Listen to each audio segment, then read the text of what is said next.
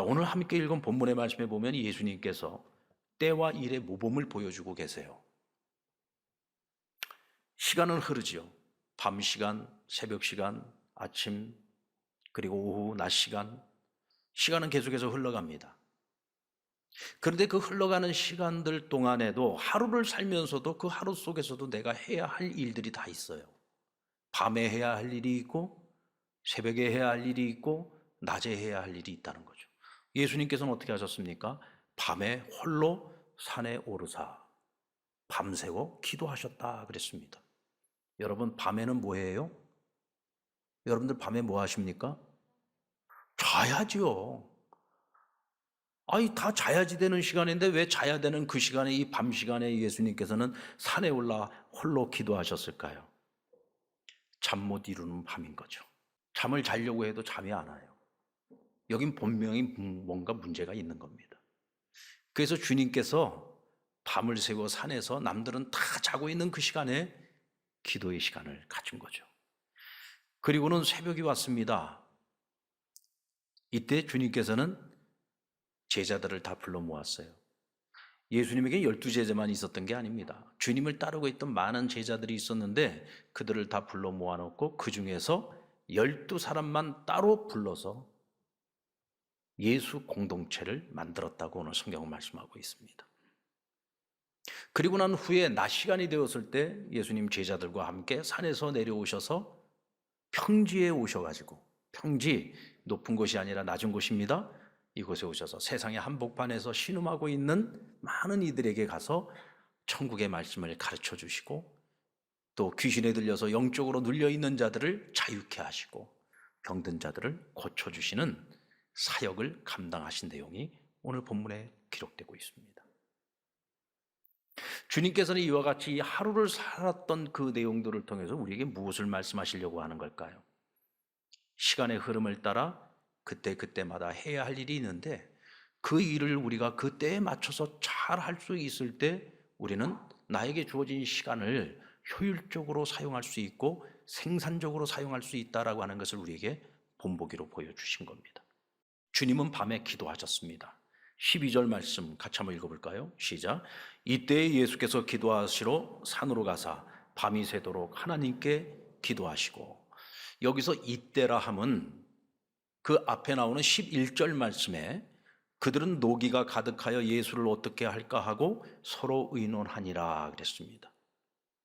예수님께서 안식일 날 병든 자들을 고쳤어요. 손 마른 자를 고쳐주셨습니다. 그런데 이 사건을 놓고 바리새인과 서기관들이 예수님께 안식일법을 어겼다고 지금 시비를 걸어온 겁니다.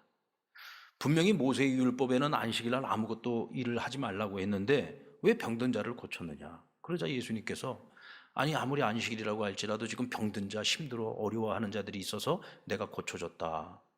그것이 옳은 일이냐 잘못된 일이냐 하고 물었을 때 그들도 할 말이 없었어요. 분명히 율법으로는 일을 안 해야 되는 것이 맞는 것이지만 다 죽어가는 사람이 있어서 그 사람을 살려줬습니다. 이게 나쁜 일입니까? 그 어떤 법보다도 사람을 살리는 것보다 우선할 수 없잖아요. 그러니까 이 사람들이 더 이상 할 말이 없어요. 뭐 상대가 돼야지 이것은 무슨 말싸움도 하고 논쟁도 하는 거죠. 그러자 그들끼리 자기들끼리 작당을 하기 시작을 했는데 우리가 예수를 어떻게 해야 할까라고 의논하기 시작했다고 했습니다. 이 의논이 나중에는 무엇으로 이어집니까? 저 예수를 우리가 어떻게 막을 수 있고 저를 어떻게 죽일 수 있을까를 논의하게 되죠. 주님께서는 이미 예견하고 있는 일이었지만 이제 본격적인 고난과 핍박이 시작될 것을 주님께서 직감하셨습니다. 어두운 그림자가 드리워지는 것을 주님께서 느끼신 거죠. 그리고는 그날 밤, 잠 못 이루는 밤 홀로 산에 오르셔서 하늘을 바라보며 하나님 아버지와 독대하시고 기도하셨습니다. 주님이 걸어가야 되는 그 길 가운데 짙은 어둠의 그림자가 밀려왔을 때 주님은 늘 기도하셨습니다. 짙은 어두움은 우리가 가야 하는 그 길이 보이지 않도록 만드십니다. 여러분, 우리가 때로 인생을 살아갈 때 길이 보이지 않을 때가 있어요. 캄캄한 어두움 때문에 아무것도 보이지 않을 때가 있습니다. 이럴 때는요, 내가 길을 찾아 나서려고 하면 안 됩니다. 하나님 앞에서 길을 찾으셔야 됩니다. 오늘 주님께서 우리에게 그 본을 보여주신 거죠. 홀로 산에 오르사 아버지와 독대하며 하나님과 씨름을 하신 겁니다. 이사야 55장 6절 말씀 우리 같이 읽겠습니다. 시작. 너희는 여호와를 만날 만한 때에 찾으라. 가까이 계실 때에 그를 부르라. 여러분, 어두움 때문에 길이 보이지 않을 때 하나님은 우리 곁에 계십니다. 그리고 우리에게 이렇게 말씀하십니다. 나를 찾아라. 지금은 내가 너와 가장 가까이에 있을 때다. 나를 찾으라고 말씀하십니다. 지금이야말로 내가 나를 만날 때다라고 말씀하십니다. 하나님을 찾는 사람들에게 오히려 이 깊고 어두운 밤은요, 참된 길을 찾을 수 있는 기회가 되기도 합니다. 하나님은 하나님에게 길을 찾는 이들에게 빛을 비추어 주시고 길을 보여주시기 때문입니다. 그리고 그 길에서 하나님이 나와 동행하고 계신 것을 우리로 하여금 알게 하십니다. 여러분, 우리 주님에게도 어두운 밤이 찾아왔다면 오늘 저와 여러분에게 오죽하겠습니까? 우리에게도 분명 어두운 밤이 찾아옵니다. 그 밤이 때로는 짧게 지나갈 때도 있어요. 그나마 감사한 거죠. 그러나 마치 블랙홀처럼 끝이 보이지 않는 어두움 속에서 방황해야 할 때가 있습니다. 이때 우리는 다른 데서 길을 찾으려고 하면 안 돼요. 다른 데 가서, 먼 데 가서 길을 찾지 마시고 우리와 가장 가까이 계시는 하나님에게서 길을 찾아야 됩니다. 때로는 그 깊고 어두움 때문에 길만 잃고 헤매는 것이 아니라 길을 찾다가 나 자신을 잃어버리기도 합니다. 여러분, 그럴 때 있죠? 나 자신을 잃어버리기도 합니다. 그래서 우리가 밤새워 기도를 하는데요, 잘못된 기도를 할 때가 있어요. 하나님께 내가 생각하는 것을 가지고 자꾸 하나님께 요구를 해요. 하나님, 제가 생각할 때는 이 길이 맞는 것 같아요. 이 길이 맞는 것 같아요. 하나님, 좀 이 길이 열리게 해주세요 라고 기도를 합니다. 길을 잃어버린 내가 이 길이 옳은 것 같다고 하나님 앞에 우기면 되겠습니까? 그럴 때는요, 길을 잃어버리고 나를 잃어버린 나를 하나님 앞에 온전히 다 내려놔야 돼요. 그리고 하나님, 저는 어리석습니다. 저는 미련합니다. 저는 아무것도 모릅니다. 하나님, 제발 저 좀 불쌍히 여겨주세요. 그것만 하시면 돼요. 하나님, 나 좀 불쌍히 여겨주세요. 하나님, 저는 길을 찾을 수 없어요. 보이지 않아요. 나도 내가 누구인지 때로는 나를 잃어버릴 때가 있는데 내가 어떻게 길을 찾겠어요? 하나님, 저 좀 불쌍히 여겨주세요. 모든 것 내려놓고 나 자신이 그냥 하나님 앞에 내 존재 자체가 기도가 되도록 하나님께 나를 온전히 맡겨버리세요. 그러면 어느 시점에서 하나님께서 나로 하여금 보여주시는 게 있어요. 깨닫게 하시는 것이 있습니다. 그게 뭐냐? 내가 주님 안에 있는 것을 보게 하십니다.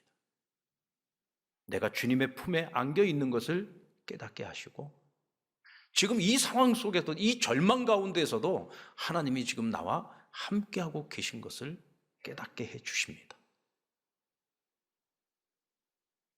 시편 139편 12절의 말씀 우리 같이 한번 읽어봅시다. 시작. 주에게서는 흑암이 숨기지 못하며 밤이 낮과 같이 비추이나니 주에게는 흑암과 빛이 같음이니이다. 여러분, 우리에게는 어둠이 두려움입니다.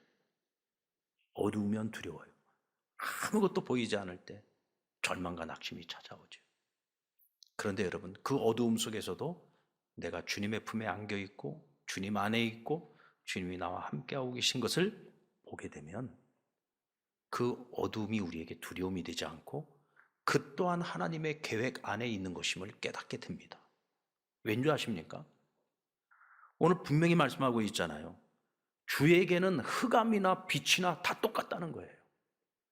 우리에게는 흑암이고 두려움이에요. 그런데 하나님에게 있어서는 빛이나 어두움이나 다 똑같아요. 상관이 없어요.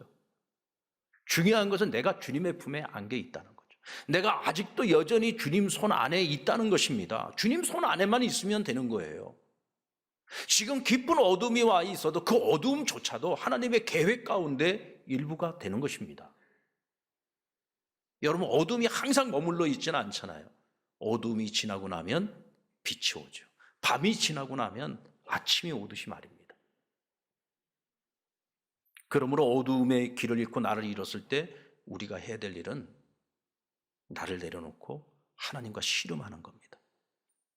뭐 밤을 새우든지 어떻게 하든지 하여간 하나님과 씨름을 하셔야 됩니다. 가끔 불면증으로 잠을 못 이루셔서 힘들어 하시는 분들이 계시더라고요. 억지로 자려고 애쓰지 마세요. 억지로 자려고 그러면요, 스트레스만 쌓이고 잠도 안 와요. 또 눈으로 밤새우면서 괴롭기만 합니다. 자, 여러분들 잠잘 수 있는 방법을 알려드릴게요. 보니까 기도하니까 자더라고. 기도하니까 자요. 말씀이 자장가로 들리는지 말씀만 들으면 자. 말씀만 들으면. 여러분 정말 저녁에 잠을 못 자가지고 괴로워하시는 분들 계시면은 말씀 틀어놓고 말씀 들으시면서 주무시고 기도하다가 주무세요. 제가 자라고 말씀드리는 게 아닙니다. 자라고 말씀드리는 게 아닙니다. 하나님과 씨름하시라는 거예요.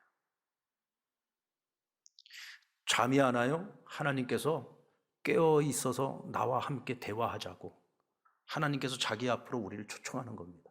그러니까 억지로 자려고 하지 마시고 그 시간에 골방에 들어가서 하나님께 무릎 꿇으세요. 하나님과 기도하세요. 밤을 새워서 기도할 수 있으니 얼마나 좋습니까? 그렇잖아요, 그죠? 그러다가 자면 더 좋고. 그렇게 하나님과 씨름을 할 때 길이 보입니다. 주님 품 안에 안겨 있는 나 자신을 보게 됩니다. 여기 여러분 인생의 답이 있습니다. 주님은 여명이 밝아오자 제자들을 부르시고 그 중에 12를 택하여 사도로 칭하시며 그들과 예수 공동체를 이루셨습니다. 우리 인생에 언제까지나 밤만 있지 않아요. 반드시 아침이 찾아오는데 여러분 새벽 여명이 내게 찾아왔다는 것을 우리가 어떻게 영적으로 감지할 수 있습니까? 제가 그 감지법을 알려드릴게요. 여러분 캄캄할 때는요 나밖에 안 보여요.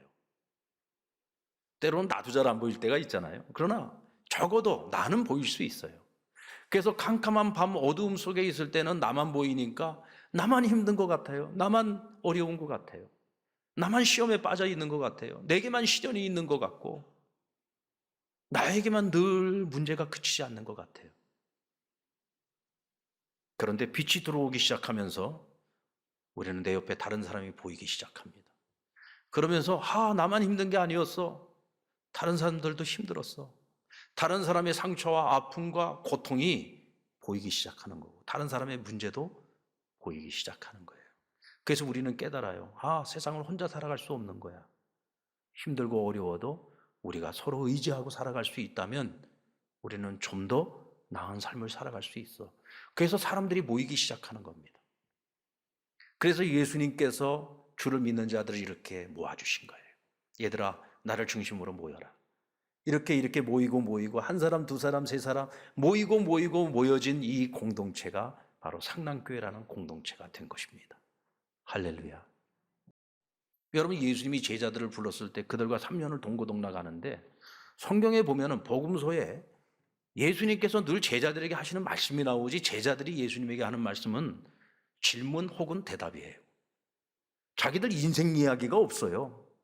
베드로가 물고기 잡다가 예수님 만난 이야기만 있지 그가 예수님 만나기까지 어떤 인생을 살아왔는지에 대한 이야기가 없습니다. 세리마태가 예수님 만나기 전에 그가 세리였다라고 하는 말씀만 있지 그가 어떤 인생을 살아왔던 세리였는지가 전혀 나와 있지 않아요. 우리는 그 막간 뒤에 있는 이야기를 읽을 수 있어야 됩니다. 예수님이 제자들하고 일만 했겠습니까?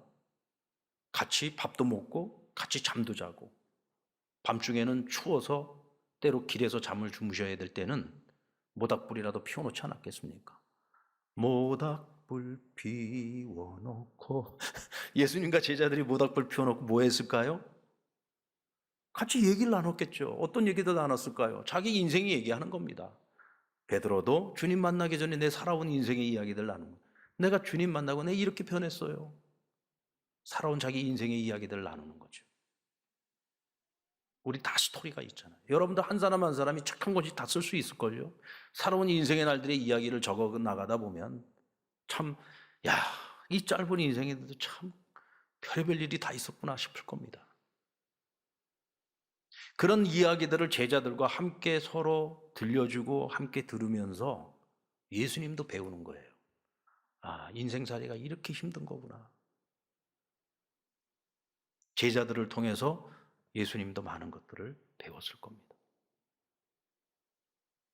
내 상처, 내 고통만 보는 것이 아니라 다른 사람의 고통도 함께 보는 거죠.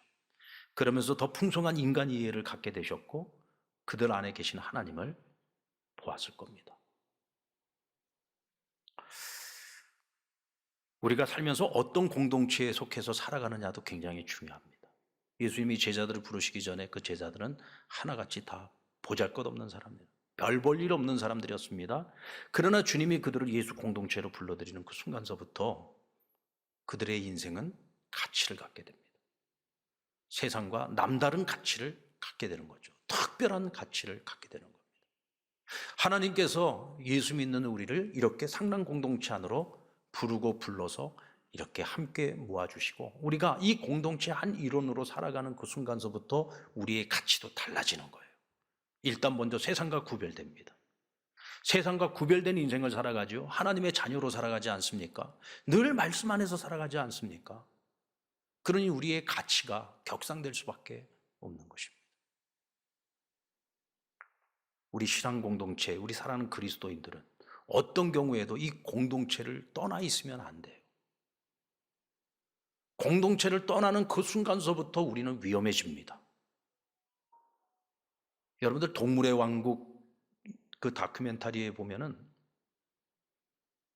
사자가 먹잇감을 찾습니다.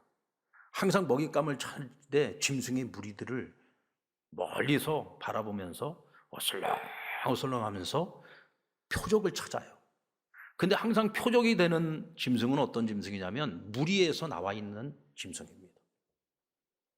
딴짓하다가 나와 있든지 아니면 뒤쳐져서 나와 있든지 무리로부터 쳐져 있는 그 짐승들이 타깃이 돼가지고 어슬렁어슬렁 살피고 있다가 어느 순간에는 달려가서 목덜미를 확 낚아채버립니다. 그러면 그 짐승은 사자의 먹이가 되는 거예요. 여러분 오늘도 우는 사자처럼 마귀는 삼킬 자를 찾고 있다고 했습니다. 그런데 항상 그 표적은 누구냐? 신앙 공동체로부터 떨어져 나와 있는 사람들입니다. 오늘날의 가나안 교인들이 얼마나 많습니까? 나는 예수를 믿어. 나는 하나님 믿어. 난 신앙은 있어. 그러나 난 교회는 가기 싫어. 교회라는 이 공동체 난 너무 시험을 많이 들었어. 나는 상처를 너무 많이 받았어. 나는 이제 사람들이 모여있는 그 공동체에 속하고 싶지 않아. 나 하나님과 나와의 관계만 있으면 돼. 그리고 교회를 떨어져 나와서 자기 홀로 신앙생활을 하고 있는 분들이 있어요. 굉장히 위험한 겁니다. 여러분 교회가 완전한 공동체입니까? 오늘 예수님의 제자들의 명단을 보세요. 여기 누구도 있습니까? 예수님 팔자인 가룟 유다도 이 안에 지금 그 명단에 들어있습니다. 예수님께서는 그가 자기를 팔자인 것을 알면서도 제자로 삼아주셨어요. 다른 제자들과 똑같이 사랑해 주셨고 똑같이 그들을 품어주셨습니다. 예수님께서 사랑할 만한 사람들만 골라가지고 자기 제자 삼은 게 아니에요. 자기를 팔자까지도 예수님이 택하여 자기 제자로 삼아주신 거예요. 그리고는 품어주신 겁니다. 여러분 이게 교회입니다. 교회라고 하는 것이 사랑받을 사람들만 모인 곳이 교회가 아니에요. 건강하고 온전한 사람들만 모인 곳이 교회가 아닙니다. 온갖 사람들이 오직 예수 그분을 만나서 정말 그분께 위로받고 싶고 격려받고 싶고 살 소망으로 얻고 싶고 주님 때문에 여기 모여 있는 거예요. 우리가 잘나서 지금 이 공동체의 멤버가 된 것이 아닙니다. 다 우리는 허물 많은 인생들이고 문제도 많은 인생들이에요. 우리가 다른 사람에게 위로도 받지만 우리는 또 얼마나 많은 상처를 주면서 살아갑니까? 교회는 완전한 것이 아니에요. 단지 그리스도의 사랑으로 하나님께서 우리를 다 불러서 이제는 그리스도 안에서 너희가 하나가 되어 서로에게 영향을 주고 서로가 온전함을 함께 이루어 가라고 우리를 상당 공동체의 한 일원이 되게 해주신 거예요. 아멘입니까? 우리는 완전하지 않지만 하나님께서는 이 교회에 소망을 가지고 계십니다. 희망을 가지고 계십니다. 어떤 영혼도 교회만 오면 달라질 수 있어요. 주님을 만나면 달라질 수 있단 말입니다. 새로워질 수 있어요. 그것이 여러분 불완전한 교회가 가지고 있는 하나님이 주신 영적인 파워입니다. 힘이에요. 여러분 이 시간 나는 공동체 안에 있습니까? 공동체 밖에 있습니까? 나 오늘 이렇게 주일날 교회 와서 예배드리고 있으니까 나는 당연히 공동체 안에 있는 사람이지. 과연 그렇습니까, 여러분? 그리고 주님은 낮이 오자 제자들과 함께 평지로 내려오셔서 사람들을 가르치고 병을 치유하고 모든 사람들을 낫게 하셨다. 주님이 사역을 하셨다 말씀합니다. 여러분, 우리가 산에 올라가는 이유가 뭡니까? 근심 걱정 보따리 좀 내려놓고 내 영혼이 좀 맑아지기 위해서 산에 올라가는 것 아닙니까? 산에 올라가면서 그 모든 거 다 끌어안고 올라가는 사람들은요, 그건 죽으러 가는 겁니다. 산에 오르는 것도 힘들어 죽겠는데 뭘 그렇게 고민을 하면서 올라가? 어떤 분은 그러더라고요. 목사님, 저는 산에 올라가 생각을 하기 위해서 올라가. 여러분, 산에 가서 생각을 하지 마세요. 생각을 내려놓기 위해서 올라가는 거지, 뭐 생각을 하러 산을 올라갑니까? 여기서도 지금 생각할 게 많은데. 산에 올라서 하나님만 생각하고 하늘만 바라보고 하나님과 씨름하는 거고. 예수님께서는 밤새워 어두움과 싸우셨죠. 그런데 세상의 한복판으로 내려오셔서 어두움 속으로 다시 들어가신 거예요. 영적인 어두움. 여러분들, 사람들이 다 멀쩡해 보여도요, 속이 다 썩어 문드러져 갑니다. 어두움과 그늘 없이 살아가는 사람들이 없어요. 그림자 없이 살아가는 사람들이 없습니다. 주님께서 만났던 사람들을 보세요. 다 가난하고 병든 사람들, 정말 이 힘들고 어려운 세상을 내가 어떻게 살아가야 되나 마지못해 살아가는 인생들이 얼마나 많았습니까? 근데 주님께서 그들에게 찾아가셔서 밤새워 하나님이 주신 그 힘과 능력을 가지고 그들을 만지고 치유하고 고쳐주신 거예요.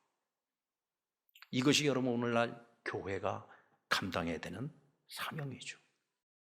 우리는 지금 어느 시간대를 살고 있습니까? 지금 여러분들에게 길을 잃고 자신을 잃은 채 깊은 어두움 속에 어두움의 시간을 여러분들이 살고 있다면 지금은 깨어서 기도할 때요, 밤새워 하나님과 씨름해야 될 때입니다. 그러면 하나님께서 함께 하시는 하나님, 주님의 품에 안겨 있는 우리를 반드시 보게 하실 겁니다.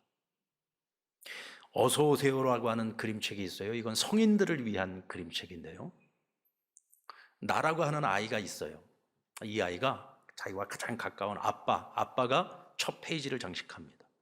그 다음 장은 엄마가 장식을 하고, 이 아이가 길을 가면서 만나는 사람들, 동물들, 꽃들, 그들이 주인공이 되어서 한 장 한 장을 써내려 갑니다.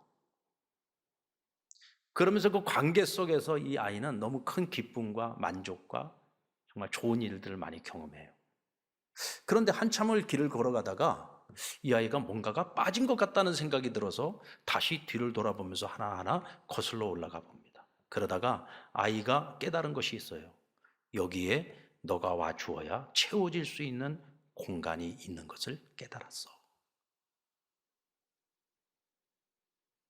여러분, 우리는 때로 살아가면서요, 내가 원하는 사람들을 만나서 그들과 관계를 맺고 살아가기도 하지만 나와 전혀 상관없는 어떤 사람들이 내 인생에 어느 순간 끼어들 때가 있습니다.